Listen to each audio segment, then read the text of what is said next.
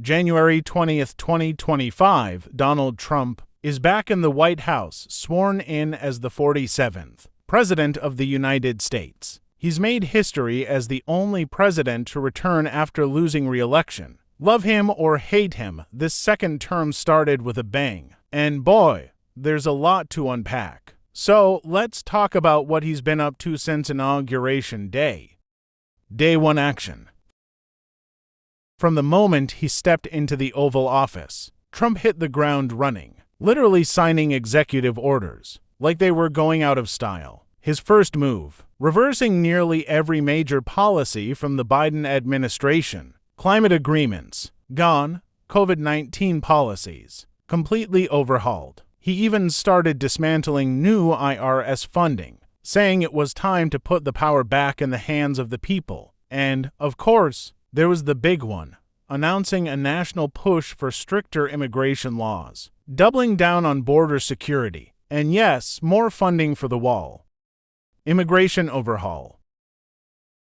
Speaking of immigration, Trump wasn't playing around. He declared a national emergency at the southern border within the first week. Troops were sent in to reinforce patrols, and funding was pulled from other areas to ramp up construction on his long-promised wall. And it wasn't just about the wall, he also started enforcing stricter deportation rules and announced plans to end birthright citizenship, which sent legal experts into a frenzy. Critics called it unconstitutional, but Trump, he said, let the courts decide. Classic.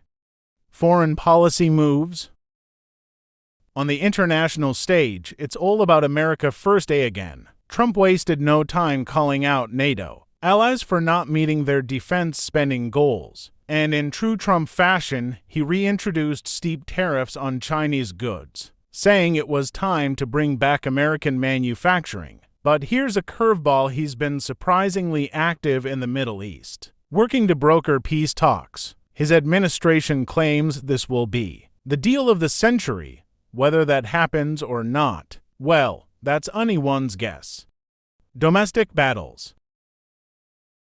Back home, Trump's been stirring the pot with some major social policy changes. First, he rolled back federal diversity programs, calling them woke nonsense. Then, he signed legislation restricting gender definitions for federal programs to biological sex at birth. You can imagine the uproar. And let's not forget the economy. He's pushing for massive tax cuts again, saying it'll boost growth. Critics argue it'll blow up the deficit, but Trump, he says, growth will pay for everything.